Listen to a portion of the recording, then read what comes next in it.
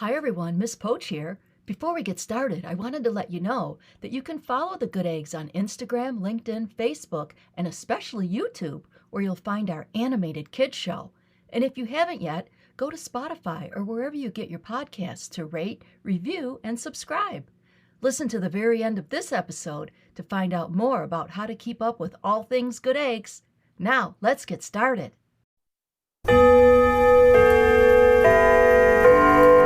It's time for the Good Eggs!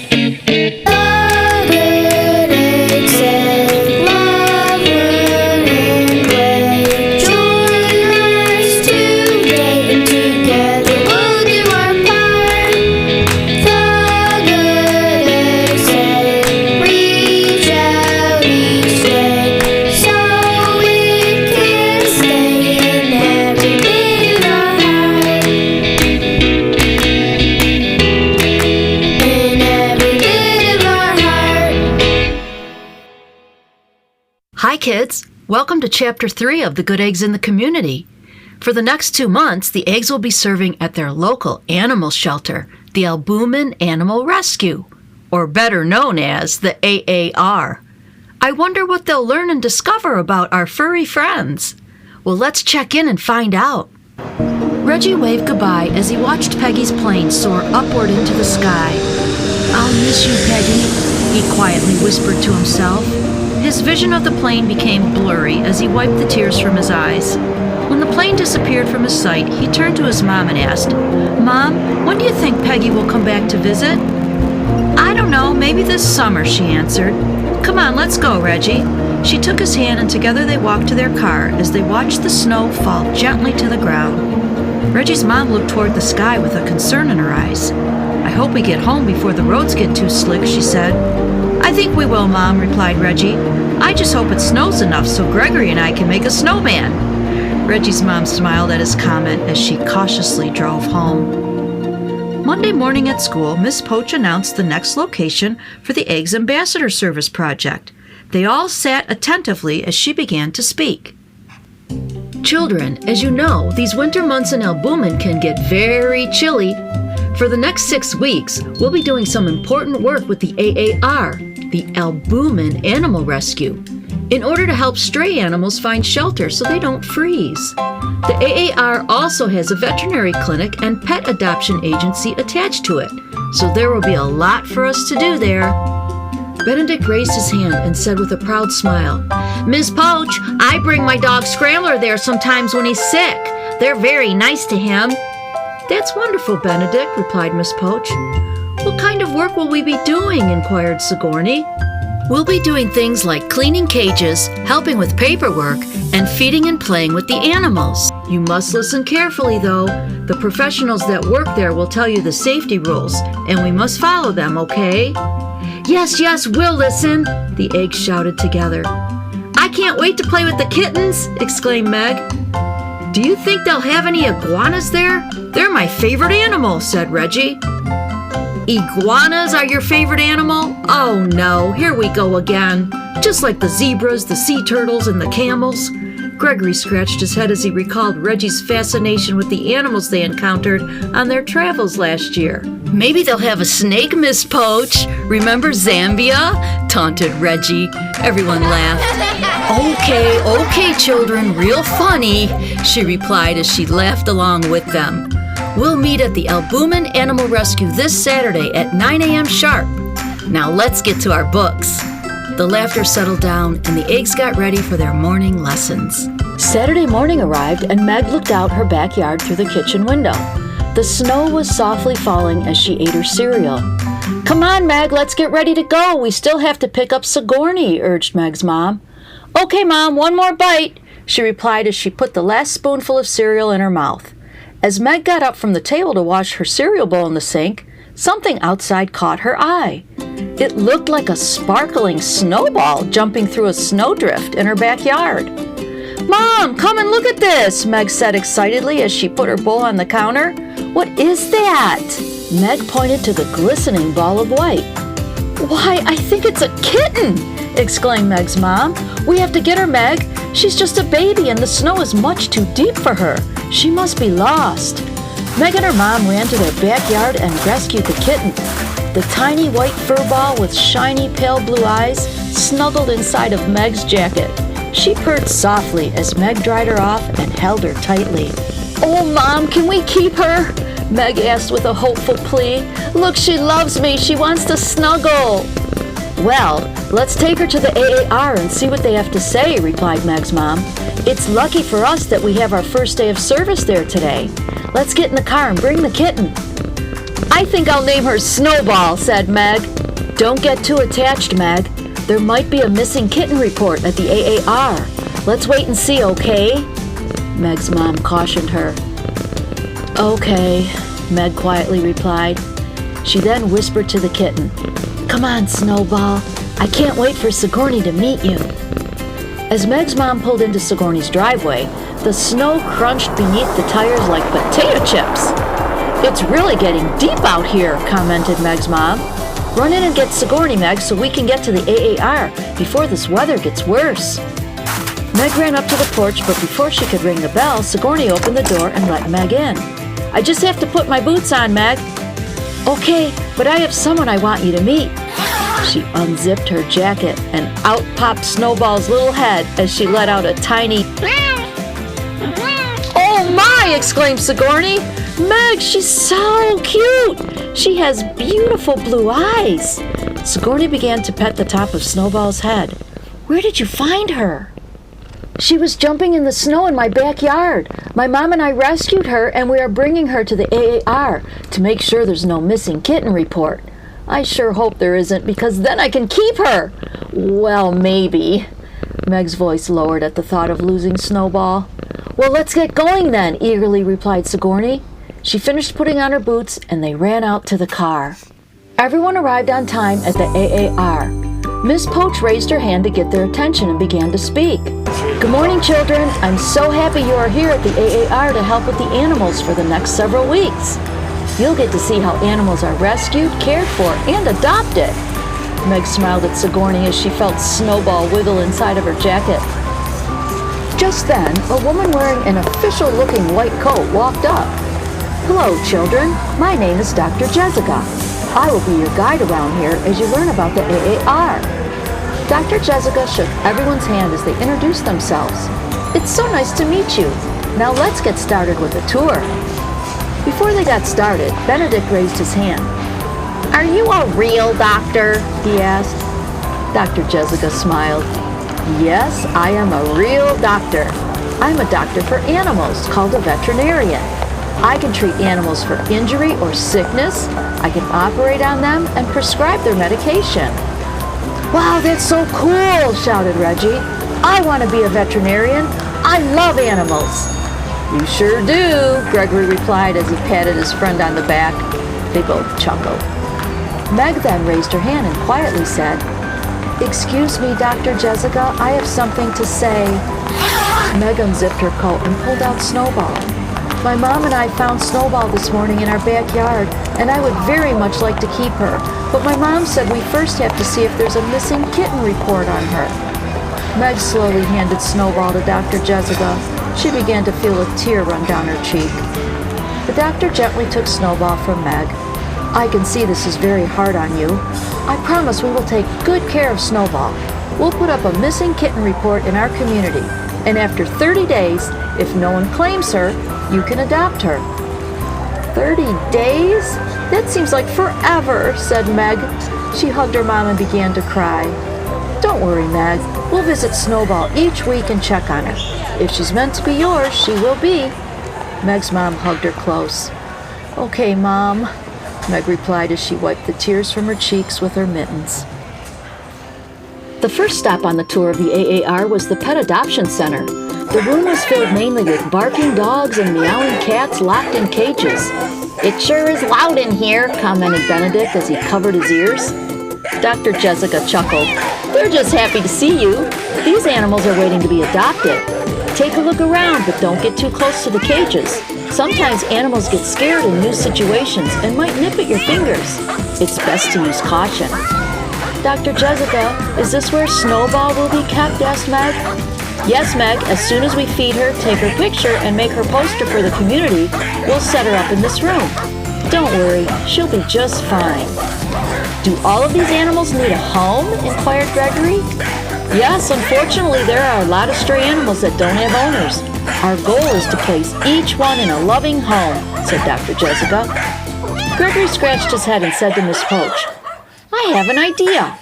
Maybe we can have an animal adoption drive at school to try to get some of these pets adopted. We can take their pictures and make a poster to hang so the other eggs can see which pet they would like to adopt.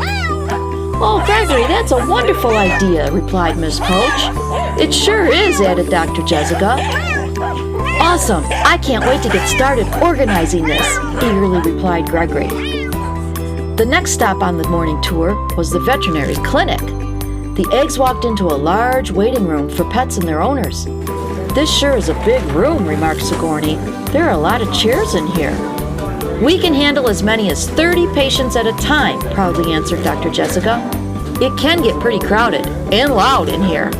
But wait, I want to show you the best part of the clinic. Follow me. Dr. Jessica walked the eggs into another large room behind the waiting room. The oversized double doors opened inward to reveal a sparkling, clean, and shiny operating room, complete with medical tools, oxygen tanks, medicine, and gauze of all kinds. Whoa, this is amazing, said Benedict. Is this a real operating room? Dr. Jessica chuckled. Yes, Benedict, this is a real operating room. I operate on animals if they are sick or have been hurt. I try my best to help them have a longer and healthier life, just like real doctors do with people. She smiled and winked at Benedict. I'm for sure becoming a veterinarian, said Reggie. I want to help animals live a healthier life, too. That's great, Reggie. You'll make a great veterinarian because I can see how much you love animals, encouraged Dr. Jessica. Now let's get to the last part of our tour. She led the group into a room toward the back of the clinic. The room contained shelving units along the walls. They were partly filled with pet supplies, such as flea collars, leashes, pet toys, and food. As you can see, this is our supply room. However, our supplies are getting low. We are in need of some donations. Gregory quickly chimed in. Miss Poach, I have another great idea. What if we also had a pet supplies drive at our school, along with the pet adoption drive? We can help the AAR in 2 ways. What do you think? I think that's a wonderful idea, Gregory, replied Miss Poach. Monday morning, we'll brainstorm together on how to get started. Thank you so much for your input. I agree. The AAR would really appreciate your efforts, encouraged Dr. Jessica. The morning ended with a trip back through the pet adoption center so Meg could see Snowball in her cage. See, Meg? Snowball's fed and bathed and napping now. She'll be okay, comforted Dr. Jessica. We will already have a poster on our community website soon, so if someone is missing her, we'll know. Okay, thanks, Dr. Jessica, replied Meg. She peeked into Snowball's cage and whispered, I love you, Snowball. I'll be back next week, okay? Meg could feel the tears building in her eyes and quickly left the room with her mom. As the eggs were leaving the AAR for the morning, they spotted Coach Flo running toward them. Sorry I'm late, everyone. I had quite a morning. She had a puppy in her arms that was playfully nipping at her chin. When she reached the group, she was breathing heavily from running and waited a moment to catch her breath. Whew! Let me tell you what happened. I was on my way to the AAR to catch the tour with all of you when I spotted this cute little puppy running through the snow. At first I wasn't sure what it was, but as I followed it, I realized it was Daisy. Coach Flo hugged Daisy close as she continued with the story. The funny thing is, last night I dreamed that I brought my great Aunt Flo a bouquet of daisies to the Albumen Animal Oasis, and to my surprise, she had a puppy with her in her room. Now I know that place does not allow pets, so I know I was dreaming. Anyway, when I woke up this morning and started making my way over here, I spotted the same puppy that was in my dream last night. I just knew I had to rescue her, and I just knew I had to name her Daisy. Isn't that something? Wow, Coach Flo, that's really amazing, said Miss Poach. It's like you were meant to be Daisy's owner. I hope so, she replied. That's why I brought her here. I know the AAR will need to put out a missing puppy poster in the community, but I'm not sure how long I have to wait to adopt her. 30 days, Meg chimed in. She then told Coach Flo her story about Snowball. So I guess we both have to wait, Coach Flo. I don't know how I'm going to stay patient for that long. I'll tell you what, Meg, we'll help each other through the next 30 days, okay? Coach Flo gave Meg a reassuring pat on the back. Okay, it's a deal. Meg flipped her ponytail and smiled at Coach Flo as she watched her hand Daisy over to Dr. Jessica. The group then departed for home. Monday morning came and Gregory was busy at the school. He was organizing the pet adoption drive and the pet supplies drive. Miss Poach gave him time to address the class. I think the first 2 weeks will focus on the pet adoption drive. We'll need to hang up the posters Dr. Jessica gave us, gather information from those who are interested in adopting, and give them the proper forms from the AAR. We will all be available to help in any way possible with this process. That sounds great, Gregory, said Miss Poach. We'll get started right after lunch. The afternoon was spent working on the pet adoption drive. The Eggs decided to have an assembly for the entire school to generate interest. They chose to have it on Friday, and Miss Poach agreed. The rest of the time was spent planning the assembly and deciding on what to say. We have to talk about the AAR and all of the great work they do, said Sigourney. We can tell the school about our tour and what we learned. We can also tell them about the wonderful animals that live there, but they need a good home, added Meg. I will tell them my story about Snowball. Meg suddenly lowered her voice and became quiet. I sure hope she's okay. I wonder if she misses me. Sigourney saw her friend beginning to feel sad and quickly said, Meg, I know Snowball misses you. We'll see her this weekend, okay? Okay, replied Meg. I bet you're right, Sigourney. I know she misses me too. The week passed quickly and it was time for the assembly on Friday. The entire school gathered in the gym to hear about the pet adoption program. Gregory showed the posters of the available animals and explained the program to the kids. Meg told her story about Snowball, and Coach Flo also shared her story about Daisy. Everyone in the gym was very attentive and clapped loudly at the end of the presentation. The Eggs created a sign-up sheet for those who were interested in adopting, and on the way out, they saw the sheet was nearly full of names. Gregory handed pamphlets and permission slips to those who signed up. Remember to take this information home to your parents and let us know in the next 2 weeks if you will be able to adopt a pet. Thank you very much. He turned to his friends and said with his face beaming, This seems to be quite a success. Good job, buddy, replied Reggie as he raised his hand to Gregory's to slap a high five. The next few weeks at school were busy with the pet adoption drive. Miss Poach, we have 65 kids interested in adopting pets. That's wonderful, Gregory. Now I need to get working on the pet supplies drive. Can I make an announcement over the PA on Friday so the whole school can get involved? Yes, great idea, said Miss Poach, and we can use the room down the hall to keep the supplies stored when they come in. On Friday, Gregory made his announcement. Good morning, dear friends. This is Gregory. Some of you were very generous in responding to the pet adoption drive, but if you were unable to adopt a pet, we have another way for you to help. You could bring in some much-needed pet supplies, like pet food, pet toys, beds, collars, brushes, and leashes. The full list is posted outside of Miss Poach's classroom. Please help. Thank you. On Saturday, the Eggs were busy at the AAR with their usual weekly duties of cleaning cages, playing with the animals, brushing their hair, feeding and bathing them, and helping to file some paperwork in the office. They alternated duties from week to week so they each got to see all areas of the AAR. Meg and Coach Flo were in the animal adoption room that day, feeding them. I'm so glad we're in here today, Coach Flo, said Meg. Only one more week until we find out if we can adopt Snowball and Daisy. Meg walked over to Snowball's cage. Snowball was used to Meg visiting her and purred softly as she poked her nose through the cage to lick Meg's fingers. I love you too, Snowball, she gently whispered. Look, Meg, said Coach Flo while petting Daisy's head through her cage. Daisy knows me too. I can't wait for next week. If we both are able to adopt, that will make 67 animals we helped. I check the missing kitten and puppy reports every week, and so far no one has claimed Snowball or Daisy. One more week to go, replied Meg.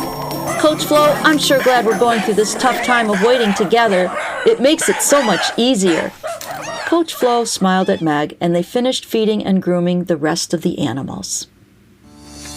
The Eggs are sure busy getting pets adopted and collecting supplies for the AAR. And I'm hoping Meg and Coach Flo are able to adopt their newfound friends. Hey, how about you? Do you have a pet?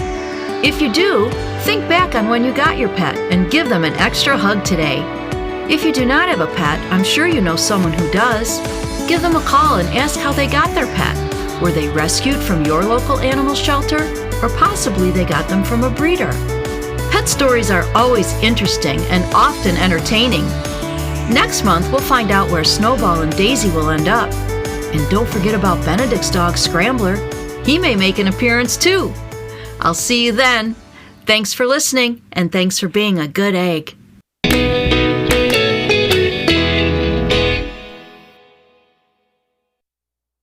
To learn more, visit www.thegooteggs.org. You'll find information on the Good Eggs book series, lesson plans, word search and crossword puzzles, and more. You can also learn about the Good Eggs Foundation and how we serve our community. There's a lot to see on our website, so be sure to check it out. That's www.thegooteggs.org. Thank you.